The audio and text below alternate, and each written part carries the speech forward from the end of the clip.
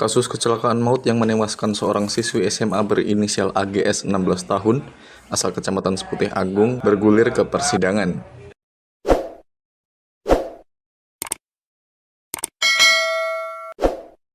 Meski demikian, orang tua korban merasa tak terima karena pengakuan tersangka dinilai janggal dan tidak masuk akal. Saya nggak masuk akal, masa evaluasi cuma 2 menit, orang di depan motor nggak ada, mobil, padahal mobil sampingnya nggak ada, ini nomor anak saya. Saya sih mas berharap untuk minta adil lah. Di pengadilan ini saya minta seadil-adilnya mas, untuk hukum anak saya ini mas. Minta tolong bener. Harapanku ya untuk penegak hukum khususnya Lampung Tengah, saya minta tolong bener Pak, hukum seadil-adilnya. Saya orang rakyat biasa, orang kampung nggak tahu, minta tolong bener Pak.